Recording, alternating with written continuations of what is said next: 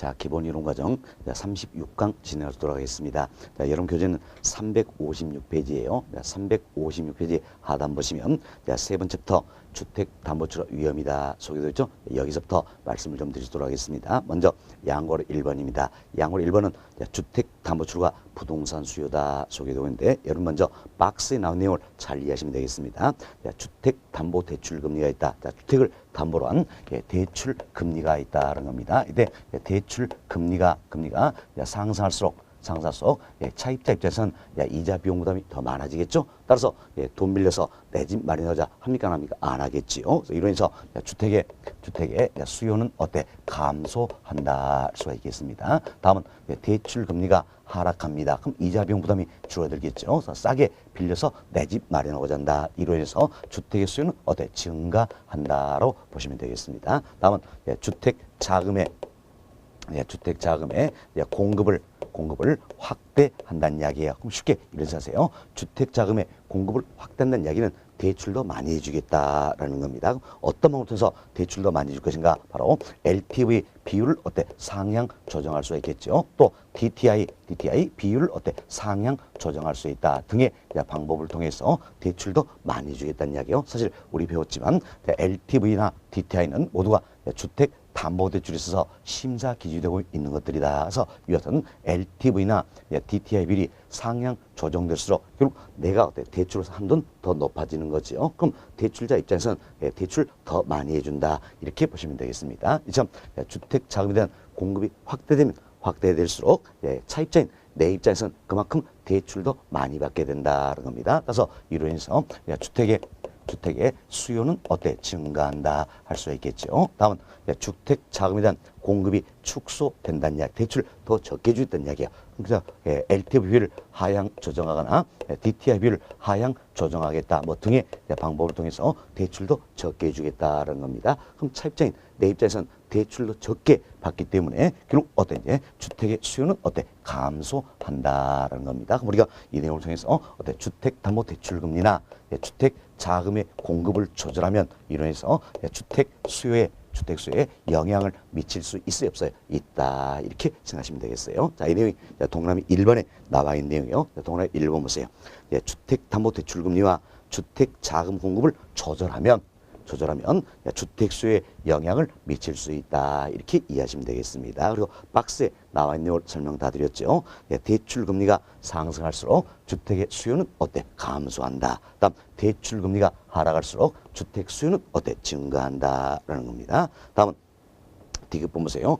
주택 자금에 대한 공급을 확대한다는 이야기죠. 자, LTV나 DTI 비율을 상향 조정하겠다 등의 방법을 통해서 주택 자금 공급을 확대하면 주택 수는 증가한다는 거죠. 1번 LTV나 DTI 비율을 하향 조정한다는 겁니다. 자, 이로 인해서 주택 자금 공급을 축소한다라면 주택의 수요는 감소하게 된다. 이렇게 보시면 되겠습니다. 자, 다음 페이지 동그라미 2번 봅시다. 주택담보대출금리가 하락하면 정상적인 주택 수요는 증가한다. 우리 배웠죠? 대출 금리가 하락하면 주택의 수요는 증가한다. 이렇게 이해하시면 되겠습니다. 다음 동그라미 3번 봅시다. 자, 융자금의 금리가 낮을수록 융자금의 금리가 낮다는 이야기는 결국 대출 금리가 낮다라는 이야기지요. 근데 자금 수요의 즉 차입자의 부담이 줄어들어 부동산의 수요는 증가한다 할 수 있겠죠. 다음 동그라미 4번 봅시다. 부동산 가격에 대한 융자비율이 높을수록 융자비율 나왔죠. 융자비율은 뭘 의미합니까? 결국 LTV 대부비를 의미한다 해서 저희들이 이미 배웠습니다. 이 LTV는 부동산 가치를 기준으로 돈 빌린 비율이다라는 겁니다. 그래서 우리말로 대부 비율이다, 대출 비율이다, 융자 비율이다, 저당 비율이다, 담보 인정 비율이다, 이처럼 다양하게 표현이 되고 있다. 이렇게 보시면 되겠습니다. 그래서 지문에 융자 비율 나와 있죠. 융자 비율은 결국 뭘 얘기합니까? LTV를 의미한다 생각하시면 되겠어요. 그래서 융자 비율이 높을수록 주택의 수요, 즉 부동산 수요는 증가한다. 이렇게 보시면 되겠습니다. 다음 5번 봅시다. 금융감독기관은 주택담보대출 대출 기준인 대부비율 낮춰서, 자, 대부비율, 이건 뭡니까? LTV죠. 참, 대부비율 낮춰서, 자, LTV 낮춰서 주택 수율 어때? 줄일 수 있다. 이렇게 이해하시면 되겠습니다. 그래서 제가 동그라미 4번, 여기는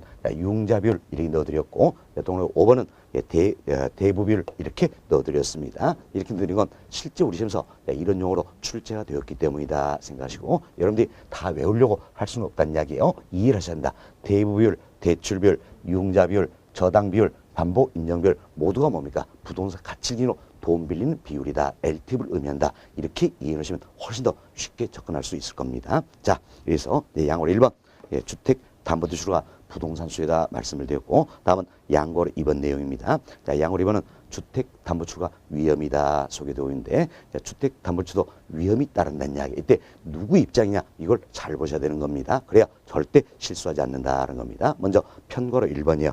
편거로 1번은 누구 입장이니까 대출자 입장이다. 금융기관 즉 은행 입장이다 생각하시면 되겠어요. 자, 그럼 대출자 입장에서는 즉 은행의 입장에서는 주택담보대출 관련해서, 자, 주택 담보대출 관련해서 위험이 커지면 커질수록 더 많은 이자를 받고자 하겠죠. 참 위험이 커질수록 대출 금리는 어때? 상승한다라는 겁니다. 그러면 이 금융기관 즉 대출자 입장에서 주택담보대출 관련 위험이 줄어들면 줄을수록 그만큼 위험이 된 대가 적게 받고자 하겠죠. 그래서 대출 금리를 어때? 낮춰준다. 이걸 잘 생각하시면 나머지는 다 해결이 될 겁니다. 이름이 박스에 들어있죠. 그래서 박스를 한 번 더 봅시다.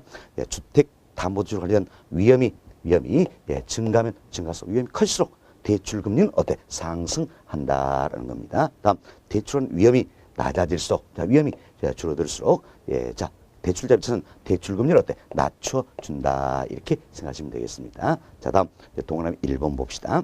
자, 일반적으로 융자기간 짧고 융자비율이 낮을수록, 자, 보세요. 융자기간이 짧다. 대출기간 짧을수록 대출자 입장에서는 원금의 수가 빨라지겠죠. 그래서 어때? 대출 관련 위험이 어때? 줄어든다는 걸 알 수 있겠지요. 다음 융자비율이 낮다는 이야기. 자, 융자비율은 뭘 하겠습니까?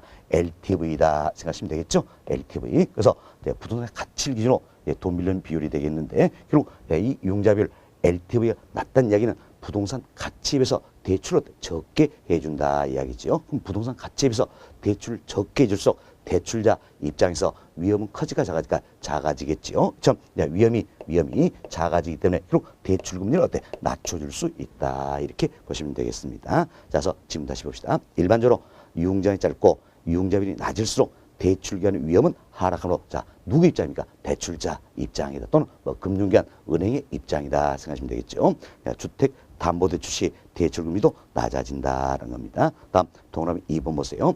대출비율이 높아질수록, 자, 이제 대출비율 나왔네요. 이도 우리 시험에서 대출비율 이렇게 표현하는 내용이 되겠습니다. 그래서 사실 2번 지문도 실제 우리 시험 때 출제했던 그와 같은 지문이에요. 그럼 자, 대출비율이 높아질수록 이렇게 되어 있죠. 자, 보세요. 그럼 LTV가 높아진다라는 이야기죠. 자, 대출비율은 LTV죠. LTV가 높아진다. 그럼 결국 부동산 가치에 비해서 대출을 많이 해준다. 이런 의미가 되겠지요. 그럼 자, 금융기관 즉 대출자 입장에서는 부동산 가치에 비해서 대출을 많이 해주면 많을수록 위험은 커지가 커지겠죠. 위험은 커진다. 참 대출 관련 위험이 커지기 때문에 대출 금리를 어때? 높일 수 있다. 이렇게 이해하시면 되겠습니다. 그래서 2번 보세요.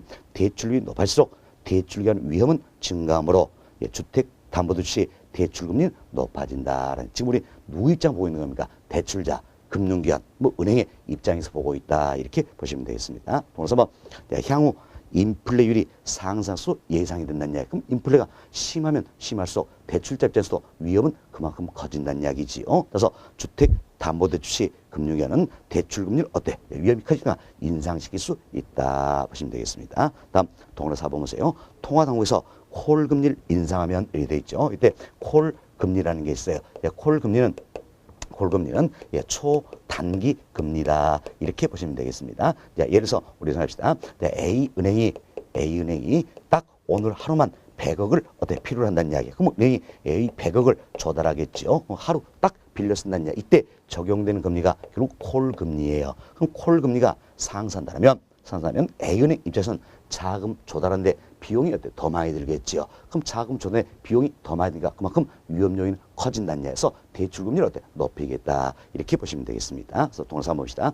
통화당국에서 콜금리를 인상하면 주택담보대출 시 금융위원회 대출금리를 인상시킬 수 있다. 이렇게 이해하시면 되겠습니다. 그리고 통화당국이다 나와 있는데 우리나라는 중앙은행이 어디입니까? 한국은행이지요. 그래서 통화당국은 결국 한국은행을 이야기한다. 이렇게 참고하시면 되겠습니다. 다음 5번 봅시다. 차입자의 취업 상태가 불안정합니다. 과거 대출에 대한 연체 실적이 많다는 이야기예요. 그럼 차입자의 어때? 신용도가 안 좋겠죠? 참 차입자의 신용도가 안 좋을수록 대출자 입장에서는 그만큼 어때? 위험이 커진다는 이야기죠. 그래서 주택담보대출에 관한 위험이 커지기 때문에 당연히 대출금리를 어때? 높이게 된다라는 겁니다. 그래서 뒷집은 주택담보대출 시 금융위원회는 대출금리를 인상시킬 수 있다. 이렇게 이해하시면 되겠어요. 결국 1번부터 5번 내용은 어때? 박스에 나와 있는 응용한 내용이 되겠죠. 그래서 우리 박스 내용만 잘 이해하시면 됩니다. 누구 입장입니까? 대출자, 금융기관 또는 은행 입장이다 생각하시고 대출자 입장에서는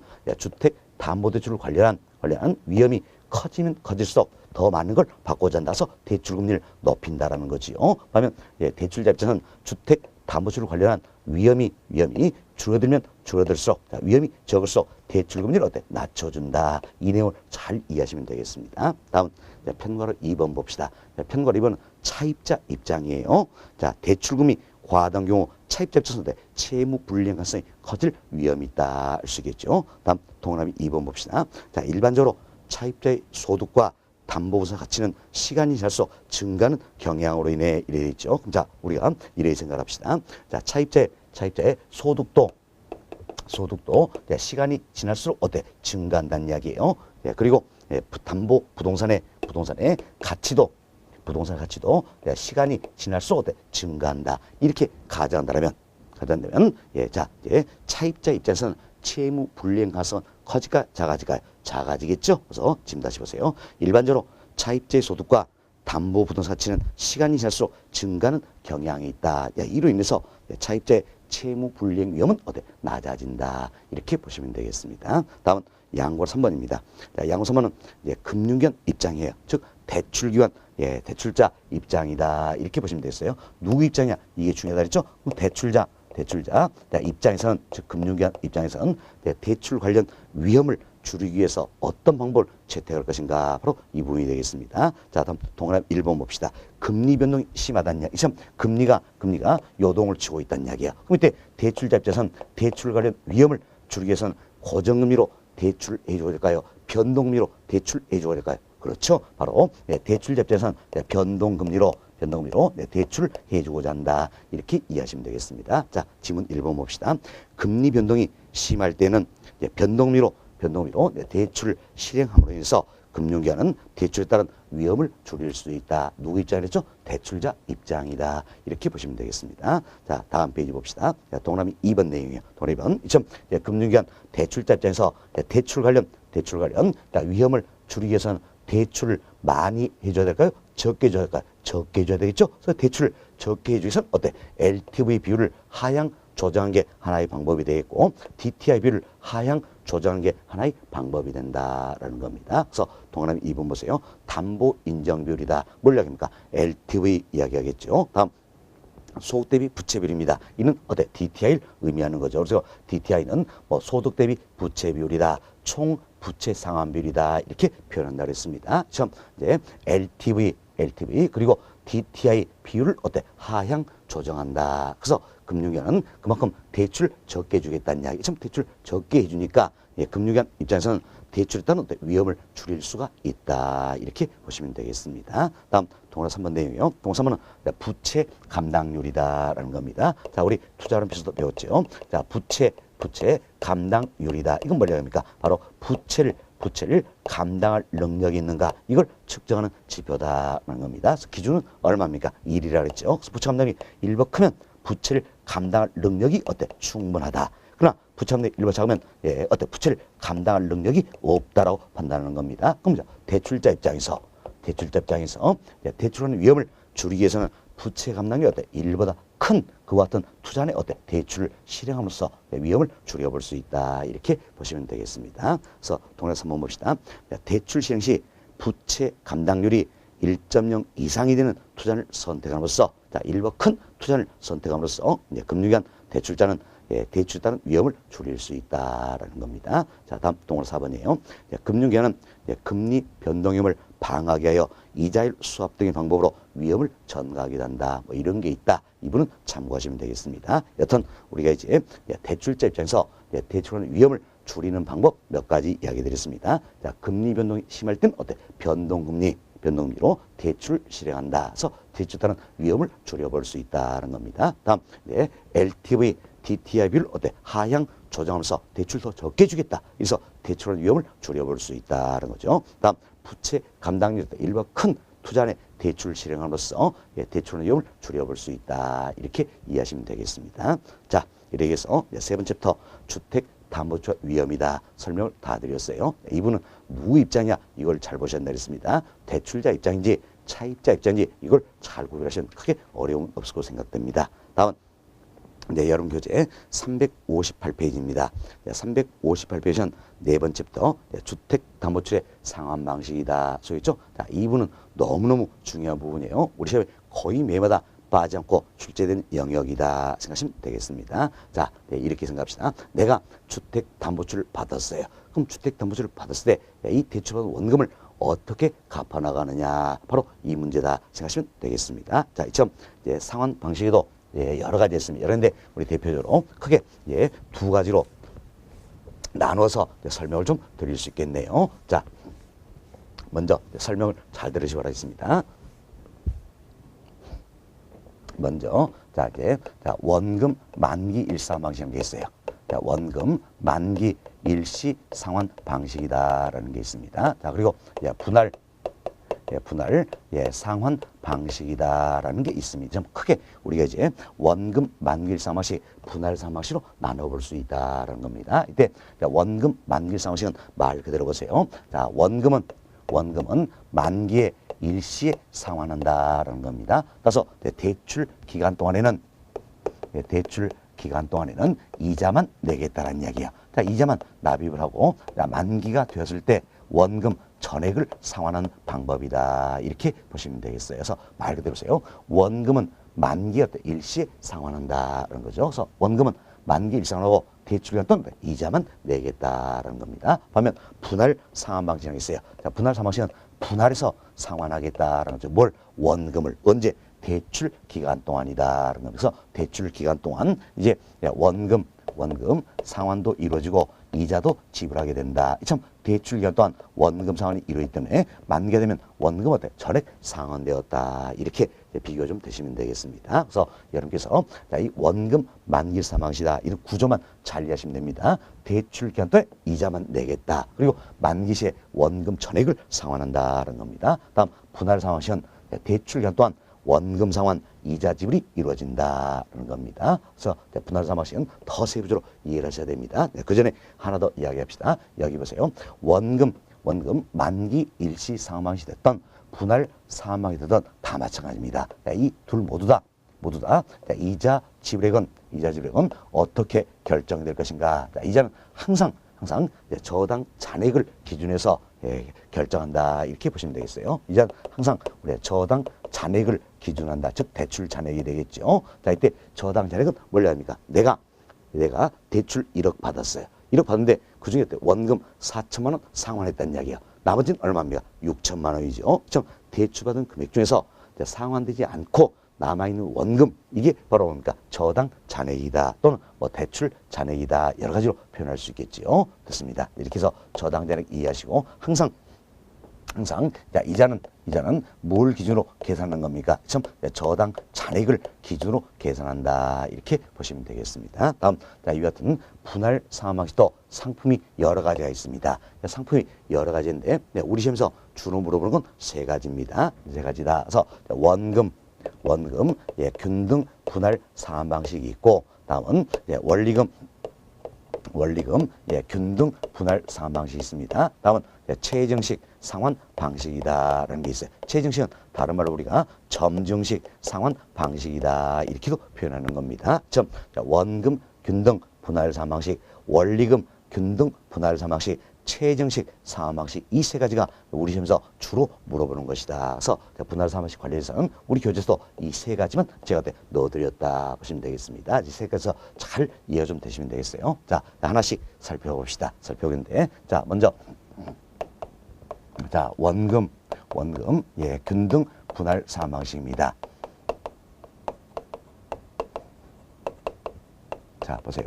자, 원금 균등 분할 상환방식이죠. 자, 분할 상환방식이니까 우리 구조를 이야기 드렸습니다. 자, 분할 상환방식은 대출 기간 동안에 원금 상환, 이자 지불이 이루어진다 할 수 있죠. 여튼 여기에는 원금 균등, 원리금 균등, 최정식 모두가 분할 상환방식이에요. 따라서 대출 기간 동안 원금 상환, 이자 지불이 이루어진다는 겁니다. 먼저 이제 자, 원금 상환액의 크기를 한번 살펴봅시다. 자, 원금 상환액이다. 자, 보세요. 자, 원금 균등 분할 상환방식은 이제 원금이 원금이 균등하다 이야기지요. 원금이 균등하다. 자, 보세요. 대출 기간 동안에 원금 상환, 이자 지불이 이루어지는데 이때 상환되는 원금이 균등하다. 그래서 원금이 매 기마다 똑같다. 이것은 상환방식이에요. 그래서 원금 상환액은 매 기마다 균등하다 이렇게 보시면 되겠습니다. 자, 그럼 이것은 원금 상환은 어떻게 볼 것인가? 내가 대출받은 금액이겠죠. 대출받은 금액을 총 몇 번에 거쳐서 나누느냐? 납입 횟수로 나눠버리면 원금 상환액을 구할 수 있다. 이렇게 보시면 되겠어요. 자, 그럼 우리는 이제 가상적인 사례 하나 들어봅시다. 그런데 내가 주택담보주를 받습니다. 대출금은 1억입니다. 1억이고 만기는 20년이다 가정합시다. 가지고 매년마다 상환하는 조건이다. 사실 현실적으로는 매월마다 상환하는 상품이 대부분이에요. 그렇지 우리가 계산의 편의를 위해서 매년마다 상환한다 가정합니다. 다음은 이자율은 연 10%다 이렇게 가정합시다. 자, 매년마다 상환했으니까 연 이자율이 적용되죠. 연 이자율은 10%다 이렇게 가정합시다. 뭐 현실적으로 고정금리 주택담보주를 이와같은 경우에는 3% 후반대나 대출받은 아주 잘 받은 거지요. 예, 그렇지만 우리가 이제 이분도 계산 편의를 위해서 연 10%다 이렇게 가정을 했습니다. 자, 이와 같은 가정하에서 자, 이제 상환방식이 원금 균등이라는 이야기예요. 그럼 원금 균등이면 원금 상환은 매기마다 균등하겠죠. 어떻게 결정이 될 것인가 따져봅시다. 자, 대출받은 금액은 얼마입니까? 1억이죠. 1억 대출을 받았습니다. 자, 대출금은 1억이다. 자, 1억을 총 몇 번에 나누느냐? 납입 횟수로 나눠주면 되겠죠. 자, 만기는 20년입니다. 20년이고 매년마다 상환하는 조건이다라는 겁니다. 그럼 자, 1년에 한 번이니까 총 몇 번입니까? 20번에 거쳐서 나눠내겠다. 납입 횟수는 20이 되겠죠. 만약에 이때 매월마다 상환한다면 납입 횟수는 어떻게 하면 되겠습니까? 자, 20년 곱하기 12 하면 얼마 나옵니까? 240 나오죠? 이렇게 생각하시면 되겠습니다. 여튼 우리는 이제 매년마다 납입하는 조건을 가정했습니다. 그래서 납입 횟수는 20이다. 자, 그럼 1억을 20으로 나누면 얼마 나옵니까? 500만 원이 나온다. 할 수 있겠죠? 결국은 이제 매년마다 500만 원씩, 자, 500원씩 20년 동안 원금 상환이 이루어진다. 이런 의미예요. 그래서 원금 상환이 참 매 기마다 균등하다. 이렇게 보시면 되겠습니다. 자, 참 비록 똑같은 금액이지만 매 기마다, 자, 이 사례 보면 매년마다 예, 자, 원금 상환이 이루어지니까 우리가 후기로 갈수록 자, 저당 잔액은 증가할까요? 감소할까요? 후기로서 저당 잔액은 감소한다는 걸 알 수 있겠지요. 자, 보세요. 비록 똑같은 금액이에요. 500만 원이다. 이 사례 보면 500만 원이죠. 똑같은 금액이지만 매년마다 원금 상환이 이루어지니까 후기로 할수록 저당 잔액은 감소한다는 겁니다. 자, 다음은 이제 우리가 이자 지불액 한번 살펴봅시다. 자, 이자도 지불해야 되겠죠. 항상 이자는 뭘 기준으로 계산한다 했습니까? 바로 저당 잔액을 기준해서 이자를 계산한다는 겁니다. 자, 여기 보세요. 후기로 할수록 저당 잔액은 감소한다 그랬죠. 그렇죠? 후기로 할수록 저당 잔액이 감소하기 때문에 당연히 이자 지불액도 후기로 갈수록 감소한다는 겁니다. 그래서 후기로 갈수록 이자 지불도 감소하겠다는 겁니다. 다음 세 번째. 자, 이제 여기에는 원금 상환액이 있지요. 원금 상환액과 이자 지불액이 있습니다. 이걸 합해서 우리가 뭘 할 것인가? 자, 원금 상환액과 이자 지불액 합해서 뭐랍니까? 원리금 상환액이다 표현을 쓰겠죠. 자, 원리금 상환액이다라는 겁니다. 자, 이처럼 원리금 상환액 이걸 학자들은 저당 지불액이다 이렇게 표현합니다. 저당 지불액이다. 그래서 과거에 우리 시험에서는 저당 지불액 이 표현이 많이 나왔어요. 이건 이런 생각하세요, 여러분들이. 자, 저당 받고 즉 대출 받고 지불하는 금액이다. 그럼 자, 분할 삼으시니까 대출 받고 지불하는 금액 안에는 뭐가 들어있습니까? 원금과 이자가 들어있다라는 겁니다. 그래서 저당 지불은 결국 원금 상환액과 이자 지불을 합한 걸 말한다. 뭐가 됩니까? 원리금 상환액이다라는 겁니다. 그래서 학자들은 이처럼 저당 지불액 이 표를 많이 쓰고 있어서 과거에도 우리 시험에 저당 지불액 이렇게 많이 출제해서 그러나 최근엔 또 원리금 상환액이다 이렇게 또 우리 시험은 출제가 되고 있다. 그래서 우리 교재도 저당 지불액 이 용어가 많이 들었을 겁니다. 이런 원리금 상환액이다 생각하시면 되겠어요. 자, 그럼 그래서 이제 원리금 상환액 크기를 한번 살펴봅시다. 원금 상환액은 매 기마다 균등 똑같다 그랬지요. 똑같다. 그렇지만 이자 지불액이 후기로서 어때? 감소한다는 이야기예요. 그럼 둘 합한 원리금 상환액도 역시 어떻습니까? 후기로 갈수록 감소하는 구조다라는 걸 알 수 있다는 겁니다. 자, 보세요. 원금 균등입니다. 원금 균등은 원금 상환액은 매 기마다 균등 똑같다는 이야기예요. 그렇지만 원리금 상환액은 후기랄수록 증가합니까? 감소합니까? 감소한다. 이렇게 잘 비워져야 됩니다. 그래서 여러분이 우리 시험에서는 지문을 잘 보셔야 되겠는데, 자, 원금 균등이냐, 원리금 균등이냐 잘 보셔야 되겠지요. 다음은 원금 상환액이냐, 원리금 상환액이냐 이걸 잘 보셔야 된다는 이야기에서 혼돈하지 마세요. 자, 원금 상환액은 원금만 말하는 거죠. 원리금 상환액은 원과제를 합한 금액이다 생각하시고, 자, 원금 균등 분할 삼항시에서 원금 상환액은 균등 매기마다 똑같다. 그렇지만 원리금 상환액은 후일할수 어때? 감소한다. 이렇게 잘 이해하시면 되겠습니다. 자, 다음은 우리가 이제 원금 균등의 이 같은 특징을 이해하기 위해서 또한 계산 문제 대비가 되셔야 되겠죠. 이를 위해서 우리가 이제 어떻게 상환이 되는가 표로서 한번 나타내 볼 수 있도록 하겠습니다. 자, 먼저 저당 잔액입니다. 대출 잔액이 되겠죠. 다음은 원금 상환액이다.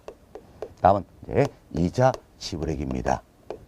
자, 그리고 이처럼 원금 상환액과 이자 지불 합해서 우리가 뭐라고 합니까? 원리금 상환액이다 표현하겠죠. 이때 원리금 상환액은 다른 말로 우리가 저당 지불액이다 이렇게도 표현한다 그랬습니다. 자, 그래서 표로 한번 나타내 보도록 하겠습니다. 먼저 대출받은 시점입니다. 대출 시점에서는 원금 상환이 전혀 이루어지지 않았지요. 따라서 저당 잔액은 얼마 남습니까? 1억이 있다라는 겁니다. 다음 여기서 이제 자, 우리가 지금 이 사례입니다. 그런데 이제 매년마다 상환한다 그랬어요. 그럼 매년마다 상환은 조건이 그러니까 1년이 경과하면 원금 상환 이자 지불이 이루어졌죠. 원금 상환은 얼마입니까? 500만 원 우리 계산했죠. 그럼 1차도 원금 상환액은 500만 원이 되겠다라는 겁니다. 다음 이자 계산합시다. 이자는 항상 뭘 기준합니까? 저당 잔액을 기준해서 이자를 계산한다. 그럼 자, 1억에 자, 연 10%니까 얼마입니까? 1,000만 원이 되겠죠. 그래서 이자 지불은 1,000만 원이다. 그럼 원금 상환액과 이자 합한 게 뭡니까? 원리금 상환액이다. 그럼 원리금 상환액 얼마입니까? 1,500만 원이다라는 겁니다. 그럼 결국 1차인데 1,500만 원 납입을 했다는 이야기야. 납입하면 이 중에 원금 상환액은 얼마입니까? 500이죠. 500. 따라서 저당 잔액은 얼마 남습니까? 9,500 남는다 할 수 있겠죠. 어떤 분은 또 8,500이 있는데 그게 아니에요. 자, 내 1차인데 1,500을 납입을 했지만 이 중에 결국 원금은 얼마입니까? 500이지요. 나머지는 이자예요. 원금이 500이다라는 겁니다. 결국 원금 500 상환됐으니까 저당 잔액은 얼마 남습니까? 9,500이다 할 수 있겠죠. 다음 또 1년이 경과했습니다. 역시 원금 상환액은 500만 원으로 똑같겠지요. 다음은 이자 지불 한번 봅시다. 이자는 항상 뭘 기준한다? 저당 잔액을 기준한다는 이야기예요. 그래서 9,500만 원의 10%니까 950만 원이 되겠다 보시면 되겠어요. 둘 더하니까 원리금 상환은 어때? 1,450만 원이다. 이렇게 보시면 되겠습니다. 자, 2차인데 1,450만 원 납입했어요. 납입하면 이 중에 결국 원금은 얼마 상환됐습니까? 500만 원 상환됐죠. 따라서 저당 잔액은 어때? 9천만 원 남겠다라고 보시면 되겠습니다. 자, 9,500에서 원금 500 상환됐으니까 저당 잔액은 어때? 9천이다 할 수 있겠죠. 또 1년이 경과가 있으면 역시 원금 상환액은 얼마입니까? 500만 원이다 알 수 있겠죠. 다음 이자 계산합시다.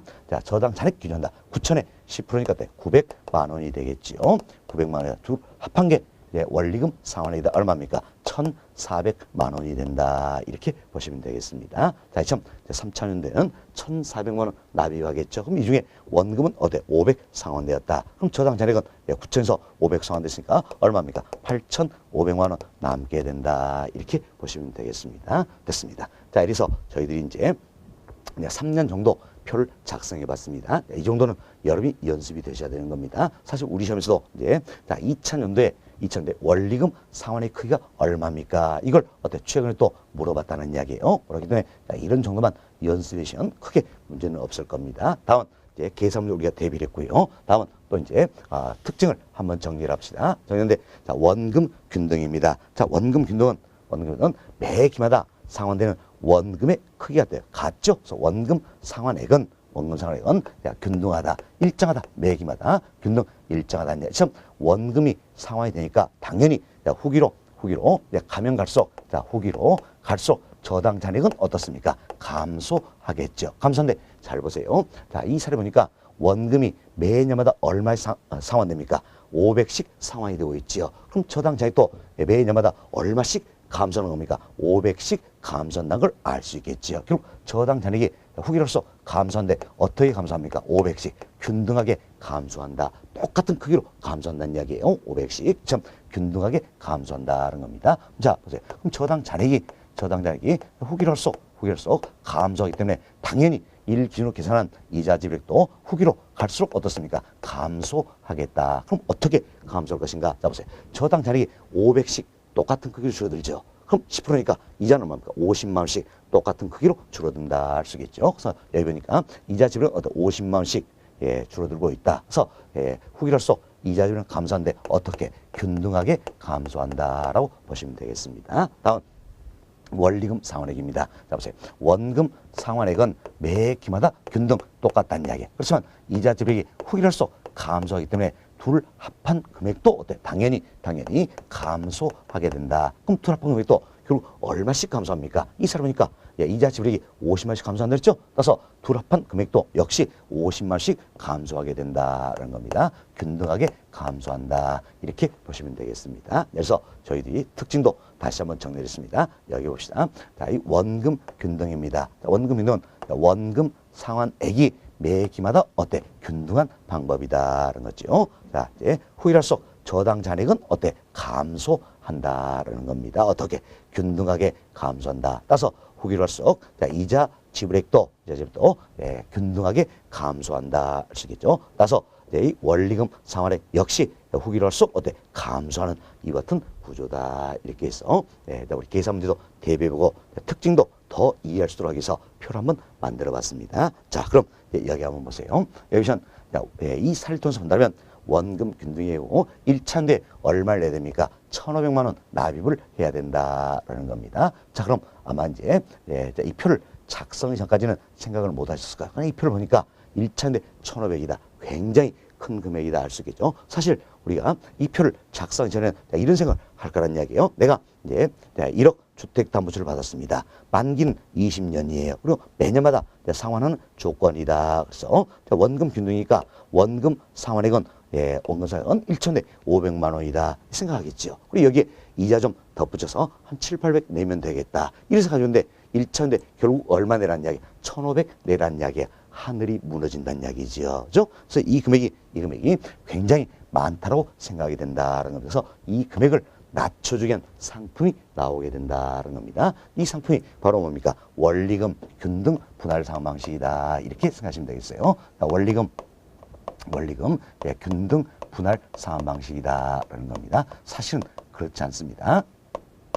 뭐 현실로 본다면 이런 이유 때문에 원리금 균등 분할 상환 방식 이 상품이 나온 건 아니에요. 그렇지만 우리가 시험용으로 생각하자는 이야기예요. 시험용. 왜? 우리 시험에서는 자, 원리금 상환의 크기 이걸 때 원금 균등과 원리금 등 비교해서 아주 잘 물어보고 있습니다. 예, 굉장히 출제점이 높기 때문에 우리가 시험용으로 그냥 이렇게 생각하자는 이야기예요. 원금 균등이 먼저 나왔다. 현실은 그게 아니라 그랬죠. 그렇지만 시험용으로 원금 균등이 먼저 나왔다. 이 원금 균등의 문제가 뭡니까? 초기에 원리금 산액, 즉 저당 지불이 너무 많다는 거죠. 그래서 이걸 낮춰주의한 게 바로 어때? 원리금 균등이다. 이렇게 시험용으로 생각하면 원리금 산액 크기 비교가 바로 될 겁니다. 먼저 원금 균등이 더 크죠? 원리금 균등이 더 적다. 이게 바로 비교가 되는 얘기에서 여러분들이 시험용으로 원금 균등이 먼저 나왔고 원금 균등의 초기에 원리금 산액이 많다. 이걸 낮춰서 원리금 균등이 나오게 되었다. 이렇게 보시면 되겠습니다. 자, 그럼 이와 같은 원리금 균등도 분할 상환 방식이죠. 분할 상환 방식이니까 대출 기간 동안 원금 상환 이자 지불이 이루어진다는 이야기예요. 이때 원리금이 균등하다 그랬어요. 그럼 자, 원리금은 뭡니까? 원금과 이자를 합한 금액이 균등하다. 똑같다는 매기마다. 자, 그럼 여기 보세요.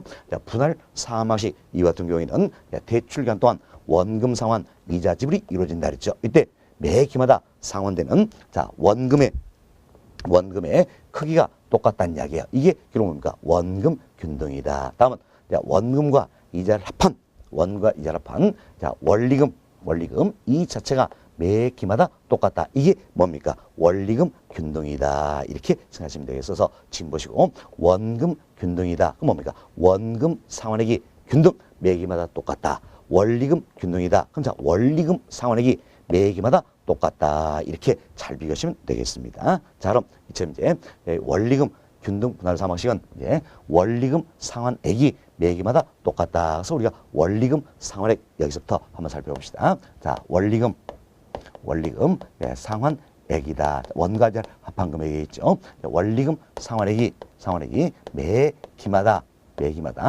균등 똑같다. 이렇게 보시면 되겠습니다. 매 기마다 똑같은 금액을 내가 갚아니까 이 자체는 뭐가 됩니까? 연금이 되겠다는 겁니다. 그래서 우리가 이제 화폐시장 치면서 투자론에서 배웠죠. 화폐시장 관련해서 내가 원리금 균등에 의해서 대출을 받았어요. 대출 받고 매기마다 얼마씩 갚아나시가 원리금 상환에 이걸 구하고자 할 때 우리 뭘 활용했습니까? 바로 저당상수를 활용했다라는 겁니다. 그래서 이 원리금 균등에 한 원리금 상환액은 어떻게 합니까? 내가 대출받은 원금이 있다. 자, 대출원금, 연금의 현자체가 되겠죠. 자, 여기에 뭘 고해주면 됩니까? 자, 저당 상수를 고해주면 우리가 원리금 상환을 구할 수 있다. 이렇게 생각하시면 되겠습니다. 자, 그럼 우리가 이제 앞서 가상의 사례를 하나 소개해놨죠. 이 사례에 의해서 한번 풀어봅시다. 대출 원금은 얼마였습니까? 1억이었죠. 여기에 조건 맞는 저당상수 이 값을 곱해주면 되겠다는 겁니다. 그럼 저당상수 이 같은 계수값들은 이제 조건 따라 다 달라지겠죠. 그래서 우리는 어떤 조건입니까? 지금 만기 20년이지요. 매년마다 상환한다. 결국 연복리가 되겠네요. 자, 이자율은 연 10%다라는 거에서 만기 20년 연복리 10% 여기에 해당되는 저당상수 값이 있어요. 이 값이 결국 0.117460이 되겠습니다. 자, 여러분들이 또 이제 이렇게 표현되면 이렇게 표현되면 어릴 때부터 또 인상 쓰고 있습니다. 절대 인상 쓰지 마세요. 자, 인상 쓰면 돈만 들어갑니다. 왜? 주름살 많이 들어가죠? 그래서 보톡스 맞아야 돼요. 그래서 인상 쓰지 마시고 자, 여기는 계수값 0.1174 이건 저 혼자만 외우고 있으면 되는 겁니다. 실제 우리 시험에서는 이 값은 다 주어져요. 단서조항이 다 나옵니다. 자, 이렇게 나오는 거예요.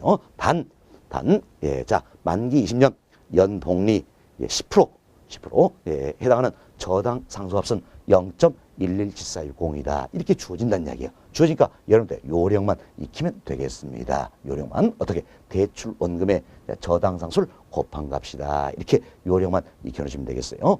대출 원금 1억이죠. 조건은 저당 상수는 0.117460이다. 자, 이걸 계산하시면 얼마 나옵니까? 1,174만 6천 원이 나온다. 이렇게 보시면 되겠습니다. 그럼 우리가 이제 가상 사례를 들었죠. 이 사례는 내면 매년마다 원리금 상환액의 크기는 얼마입니까? 1,174만 6천으로 20년 동안 똑같다 이야기가 되겠지요. 그럼 이 같은 1,174만 6천 원이다. 그럼 원리금 상환액이니까 이 안에 뭐가 들어있습니까? 원금과 이자가 들어있다라는 겁니다. 자, 이것은 이제 원리금 상환액 이 안에는 이 안에는 자 원금과 이자가 들어있다는 겁니다. 그래서 이 사례는 어때 우리가 자 가상 사례를 들어놨죠? 이 사례 되면 이 원가에 합한 원리금 상환액은 매년마다 얼마입니까? 1,174만 6천 원이다라는 겁니다. 이 안에는 결국 원금과 이자가 들어있는데 결국 이 1,174만 6천 원 여기서 즉 원리금 상환에서 차지하는 원금의 비중과 이자의 비중은 시간이 따라서 달라진다는 이야기예요. 달라진다. 그럼 우리 이래서 합시다. 먼저 초기입니다. 초기에는 자 원금 상환이 많이 이루지 않았겠죠? 저당 잔액이 많이 남아있다는 이야기. 지금 저당 잔액이 많이 남아있으니까 이를 기준으로 계산된 이자가 어때? 많다는 이야기죠. 그래서 초기에는 이처럼 1,173천 원, 즉 원리금상 이 중에서 이자가 차지하는 비중이 높고 원금이 차지하는 비중은 어때? 적다 이야기예요. 적다. 그렇지만 후기로 가면 갈수록 원금상 이루니까 저당 잔액은 어때? 감소하겠죠. 좀 후기로 갈수록 저당 잔액이 감소하기 때문에 당연히 이자도 어때? 감소하겠지요. 왜? 이자는 저당 잔액을 기준으로 한다는 겁니다. 그래서 이 후기로서 원리금 상환액 이 중에서 이자가 차지하는 비중은 커질까요? 작아질까요? 작아지겠죠. 작아지고 이제 원금 상환이 차지하는 비중이 커진다는 겁니다. 왜? 항상 둘 합한 금액은 1,173원 똑같다는 이야기. 이 사례 본다. 그럼 이 시험 1,174만 6천 원 이 중에서 이자가 차지하는 부분이 많을수록 원금 상환이 차지하는 부분은 적겠지요. 또 이자가 차지하는 부분이 적을수록 이 금액에서 이자가 차지하는 부분이 적을수록 원금 상환이 차지하는 부분은 많아진다라는 겁니다. 잘 이해하셔야 됩니다. 그래서 원리금 균등의 큰 특징입니다. 큰 특징인데 이 원리금 상환액 중에서 초기에는 원금 상환액이 차지하는 비중이 적고 이자 지불액이 차지하는 비중이 많다는 이야기예요. 그렇지만 후기로 가면 갈수록 이것은 원리금 상환액 중에서 원금 상환액이 차지하는 비중은 높아지고 이자가 차지하는 비중은 낮아진다. 이렇게 보시면 돼요. 결국 후기로 갈수록 원리금 상환액 중에서 이 원금 상환의 크기는 어때? 점차 늘어난다. 이렇게 보시면 되겠습니다. 됐습니다. 자, 이것은 원리금 균등이 이제 자 가장 보편화된 상품이다. 그래서 여러분들이 주택담보대출을 받기 위해서 은행에 가면 대출 상담사가 가장 먼저 권하는 게 바로 뭡니까? 원리금 균등이다. 이렇게 생각하시면 되겠습니다. 자, 그럼 우리가 이제 원리금의 이 특징도 더 이해를 하고 또 계산 문제 대비도 하기 위해서 또 우리가 표를 한번 작성할 수 있도록 하겠습니다. 표를 작성을 해보겠는데 자, 보세요. 이제 주어진 조건은 똑같습니다. 이제 대출받은 금액은 1억입니다. 1억이고 만기는 20년이에요. 매년마다 상환한 조건이다. 그래서 연 10% 이자율이다. 똑같습니다. 다만 이제 원리금 균등이다라는 겁니다. 자, 대출 시점입니다. 대출 시점에는 대출받는 게 얼마입니까? 1억이 되겠지요. 1억이다. 자, 그리고 이제 매년마다 납입한 조건이에요. 자, 1년 경과가 됐습니다. 그럼 이제 1년 경과가 되면 이제 원금 상환 이자 지불이 이랬죠. 근데 총 내는 금액이 얼마입니까? 우리 이미 계산했죠. 총 내는 금액은 1,174만 6천 원이다. 알 수 있겠죠. 이 안에는 뭐가 들어있어요? 원금과 이자가 들어있다라는 겁니다. 원금과 이자가 들어있다. 이렇게 보시면 되겠어요. 그래서 여러분들이 이제 계산 문제 대비할 때도 자 이런 생각해 보세요. 원금 균등은요. 원금이 균등하다는 거예요. 원금이 균등하기 때문에 먼저 원금 상환액을 구하고 다음은 이자 지불액 구해서 투합하는 게 원리금 상환액이 된다. 그래서 원금 균등은 우리가 이 순으로 지금 계산했던 겁니다. 원금 상환액, 이자 지불액, 원리금 상환액이다. 이 순으로 계산했어요. 반면 원리금 균등은요. 자 원리금이 균등하다는 이야기예요. 원리금이 균등할 때 먼저 뭘 구해야 됩니까? 원리금 이것부터 구해야 된다는 겁니다. 그래서 이제 원리금 상환액을 먼저 구하고 다음 어떤 이자 지불액 그리고 어때 원금 상환액 이 순으로 계산을 하시면 된다는 거서 원금 균등은 원금이 균등하죠. 그래서 원금 상환액 이자 지불액 원리금 상환액 이 순으로 계산하시면 되겠고 원리금 균등은 원리금이 균등하다는 이야기예요. 그래서 원리금 상환액 이거부터 이 역순으로 이자 지불액 원금 상환액 이렇게 계산해 가시면 되겠다는 겁니다. 자, 그럼 여기서 이제 우리가 원리금 균등이죠. 이제 원리금 상환액 구했습니다. 그럼 이 중에 먼저 예, 원리사 구했으니까 다음은 이자 지불액 계산합시다. 이자는 항상 뭡니까? 저당자는 기준한다. 얼마입니까? 1억이지요. 자, 1억에 10%니까 얼마에? 1,000만 원이다라는 걸 알 수 있겠습니다. 1,000만 원. 자, 그럼 1차인데 총 내는 금액은 1,100,736천 원이에요. 이 중에 이자가 1,000만 원이에요. 그럼 원금 상환은 얼마가 되겠습니까? 네, 174만 6천 원이다라는 걸 알 수 있겠지요. 이제 1차인데 총 1,736,000을 납입을 했어. 이 중에 원금 상환된 건 107만 6천 원이 되겠습니다. 따라서 이제 1차인데 납입하면 저당자는 얼마 남느냐? 1억에서 107만 6천 원 빼주면 되겠죠? 자, 계산기 같이 활용해 봅시다. 자, 1억에서 107만 6천 원 이거 빼주면 되겠죠? 얼마입니까? 자, 98, 254, 000 이렇게 해서 1차년도 납입 완료되었습니다. 다음 또 1년 경과합니다. 2차년도죠. 자, 역시 총 내는 금액은 어때? 1,174만 6천으로 갔다라는 겁니다. 이 안에는 원과 이자 들어있다. 무엇부터 계산? 이자부터 계산자라는 겁니다. 이자는 항상 저당자 기준이죠. 자, 그럼 9,820만 4천에 여기에 10%니까 9,825, 400이 되겠지요. 자, 그럼 총 내는 금액에서 이자 빼주면 원금상을 구할 수 있겠죠. 계산해 봅시다. 자, 계산하시면 얼마 나옵니까?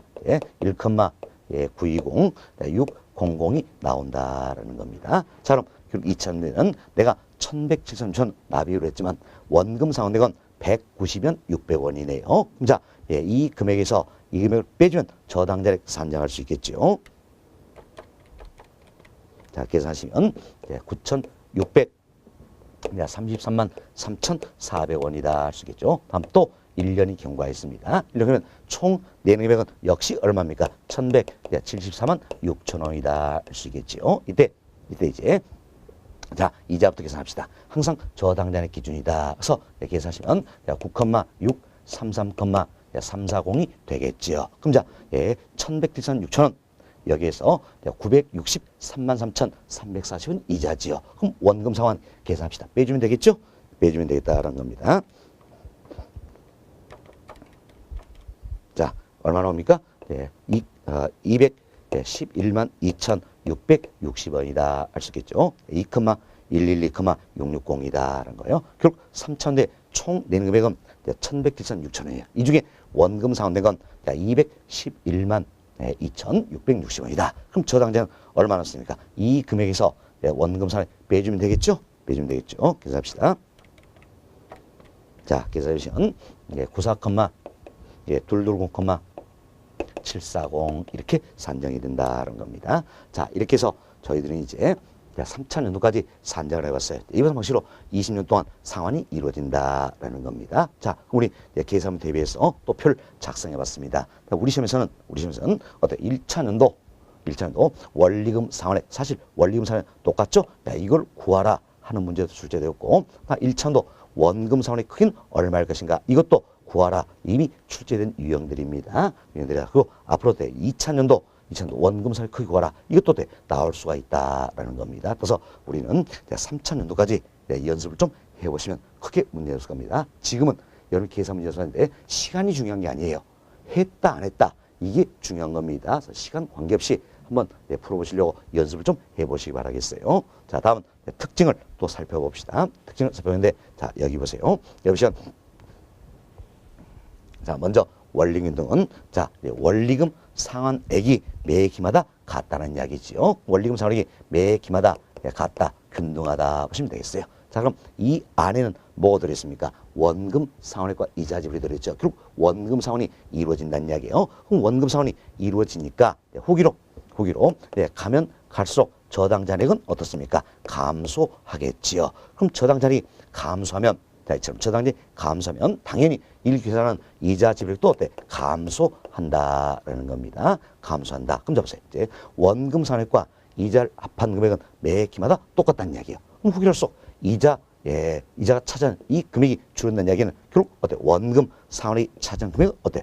늘어난다, 증가한다 이렇게 보시면 되겠어요. 밑에 원금 상환이 증가한 크기가 같습니까? 다릅니까? 다르지요. 다르기 때문에 원금 상환액은 불균등하게 증가한다 할 수 있겠습니다. 원금 상환액이 불균등하니까 당연히 후기로서 저당 잔액은 감소하는데 어떻게? 불균등하게 감소한다. 또한 이자도 불균등하게 감소한다. 이렇게 보시면 되겠습니다. 됐습니다. 자, 이렇게 해서 우리는 원리금 특징을 살펴드렸고, 다음 또 이분 살펴봅시다. 자, 무슨 이제 이처럼 원리금 상환액, 원리금 상환액 이 안에는, 즉 저당질 안에는 뭐가 들어있습니까? 원금 상환액과 이자 지불이 들어있다라는 겁니다. 그렇지만 초기에는 어때 이제 원금 상환액이 차지하는 비중이 적다라 그랬지요. 그리고 이자 지불이 차지하는 비중이 많다라는 이야기예요. 그러나 후기로 가면 갈수록 이 어떤 원리금 상환액, 즉 저당 지불액 중에서 원금 상환액이 차지한 부분은 늘어나고 이자 지불이 차지한 부분은 어때 줄어든다. 이렇게 보시면 되겠어요. 결국 원리금 균등한 원금 상환액은 초기에서 후기로 갈수록 어떻습니까? 늘어나고 있다는 걸 생각하시면 되겠습니다. 자, 다시 한번 정리합니다. 자, 원리금 균등입니다. 원리금 균등한 원금 상환액은, 자, 원금 상환액은 초기에서 후기로 갈수록 어떻습니까? 증가한다. 그렇지만 원리금 상환액은 매 기마다 어때? 균등 똑같다 보시면 되겠어서 우리가 이제 앞서 말씀했지만 이제 원금 균등이냐 원리금 균등이냐 이걸 지문을 통해 잘 보자 그랬죠. 또한 원금 상환액이냐 자, 원리금 상환액이냐 이도 지문을 통해서 잘 보자 그랬습니다. 3번 더 정리합시다. 먼저 원금 균등입니다. 자, 원금 균등의 경우에는 자, 원금 상환액이 매 기마다 똑같다는 이야기지요. 또한 원리금 상환액은 어때? 후기로서 감소하는 구조다라는 겁니다. 반면 원리금 균등은 자, 원금 상환액은 후기로서 어때? 증가하고 원리금 상환액은 초기후기 관계없이 매 기마다 균등 똑같다. 이렇게 해서 잘 비교되시면 되겠습니다. 자, 다음은 여기 보세요. 여기서 우리가 앞서서 이런 말씀을 드렸죠. 자, 이 원금 균등이 자, 시험용으로 먼저 나왔다는 이야기예요. 이 생각하셨어요. 원금 균등이 먼저 나왔어요. 그렇지만 원금 균등의 문제가 뭡니까? 초기에 참 원리금 상환이 많다는 문제죠. 이걸 낮춰주기 위한 상품이 바로 뭡니까? 원리금 균등이다. 이렇게 시험용으로 생각하셨죠. 그래서 이제 초기에 원리금 상환의 크기를 비교해보자는 이야기야. 비교하니까 이 사람이니까 원금 균등은 1,500, 원리금 균등은 1,100, 질산 6,000원이에요. 결국 우리가 이야기했던 것처럼 자, 원리금 상환의 크기는 초기에 어때? 원금 균등이 많고 원리금 균등이 더 적다. 이렇게 보시면 돼서 시험용으로 어떻게 생각하죠? 원금 균등이 먼저 나왔다. 이 상품의 문제마다 초기에 원리금 상환이 많다. 이걸 낮추기 위한 상품이 바로 뭡니까? 원리금 균등이다. 이렇게 생각하시면 되겠습니다. 됐습니다. 자, 다음은 우리 또 이번 살펴봅시다. 자, 이처럼 자, 1회차입니다. 1회차. 자, 1회차에는 그동안 원금 상환된 게 있어요, 없어요? 없잖아요. 그럼 1회차는 원금 균등이나 원리금 균등 저당 잔액은 어때? 똑같이 남아있지요. 그럼 똑같이 남아있으니까 당연히 저당 잔액 기준 계산하는 이자가 똑같다는 이야기예요. 그럼 이 사례도 이 사례도 매년마다 상환하는 조건이지요. 그럼 자, 1회차가 뭡니까? 1년째죠. 1년째 이자 지불액은 똑같다라는 겁니다. 지금 이자 지불이 똑같은데 원리금 상환액의 차이가 있다는 얘기는 뭡니까? 원금 상환액의 차이가 있다는 걸 알 수 있겠지요. 그럼 자, 원리금 상환액이 더 많다는 이야기는 그만큼 원금 상환액이 더 많다는 이야기예요. 그럼 원금이 많이 상환되니까 상대적으로 어때? 상대적으로 저당 잔액은 어때? 자, 이 크기에 비해서 어때? 저당 잔액은 이처럼 어때? 더 적게 남게 된다는 걸 알 수 있겠지요. 그래서 원금 상환이 상대적으로 많이 이루어지니까 저당 잔액은 적게 남는다라는 겁니다. 자, 그럼 지금 우리는 뭘 비교하는가? 원금, 원리금 이 두 개만 지금 비교가 있는 겁니다. 두 개만 비교하고 있는데 자, 1차는입니다. 즉 초기예요. 초기 1회차다. 이때 원리금 상환의 크기는 어떻습니까? 원금 균등이 더 크더란 이야기예요. 그래서 이때 1회차 때 이자는 두 상품이 같지요. 같으니까 결국 어디에 차이가 있다? 원금 상환액의 차이가 있다. 그래서 원리금 상환액이 더 크다는 얘기는 그만큼 원금 상환액이 더 많다는 이야기예요. 그럼 원금 상환액이 많을수록 어때? 저당 잔액은 더 적게 남는다는 겁니다. 참 저당 잔액이 상대적으로 원리금 균등에서 더 적게 남기 때문에 이 저당자 기준 계산은 이자도 어때? 이자도 대출 전기간을 통해서는 더 적게 내게 된다라는 겁니다. 참 저당 잔액이 상대로 적게 남기 때문에 결국 대출 기간 동안 총 내는 이자도 적어진다. 뭐에 비해서? 원리금 균등에 비해서다. 이렇게 보시면 되겠습니다. 됐습니다. 자, 그럼 우리가 이제 사실 이런 생각할 수 있겠죠. 자, 우리가 이 사람 되면 대출받은 금액은 얼마입니까? 1억이에요. 그래서 원금 상환은 원금 균등이나 원리금도 관계없이 1억 똑같다는 이야기예요. 그럼 결국 차이는 뭡니까? 이자의 차이가 있다는 겁니다. 그래서 총 대출에 또한 내는 금액을 살펴본다면 원금균등 이와 같은 경우는 여기는 1,500, 1,450, 1,400 이렇게 해서 20년 동안 다 더하면 되겠죠? 이 값을 계산하시면 2억 500이 나옵니다. 2억 500. 자, 그럼 원리금등은 쉽게 계산할 수 있겠죠? 자, 1,100 7,000 곱하기 20 하면 되겠죠? 그럼 자, 2억 3,492만 원 이렇게 나온다는 이야기예요. 자, 생각해보세요. 대출받은 금액은 얼마입니까? 1억이지요. 1억. 둘 다 1억 똑같아요. 나머지가 뭡니까? 이자다라는 겁니다. 이처럼 이자가 굉장히 많다는 걸 알 수 있겠죠? 그래서 남의 돈 쓴다는 게 쉬운 일은 아니란 이야기예요. 아니다. 그래서 쓸 때 쓰더라도 이처럼 남의 돈 쓰는 게 무섭다는 걸 느끼고 쓰셔야 된다라는 겁니다. 결국 총 내는 금액에 이와 같은 약 3천만 원 차이가 나네요. 그럼 3천만 원 차이는 결국 뭐 때문입니까? 원금 균등은 원금 상환이 초기 많으니까 저당 잔액이 적게 낳게 된다. 그래서 그만큼 이자를 적게 내기 때문이다라는 겁니다. 그래서 원금 균등이 2억 5백이죠. 원리 균등에서 적다라는 이야기. 반면 원리 균등은 초기에 원금 상환액이 적더란 이야기예요. 그럼 상대적으로 저당 잔액이 많이 남아있죠. 좀 저당 잔액이 많이 남아있으니까 이자도 더 많이 내게 된다. 그래서 이자를 더 많이 때문에 대출 총 내는 금액은 2억 3,492만 원, 참 원금 균등보다 더 많다. 이렇게 생각하시면 되겠습니다. 됐습니다. 자, 이렇게 해서 저희들이 이제 원금 균등, 원리금 균등 이상표에서 말씀드리고 비교까지 해드렸습니다. 다음 시간에 저희들이 최정식 상품을 이야기해드리고 교재는 한 번 더 체크해 주도록 하겠습니다. 자, 이번 시간 여기까지 진행합니다.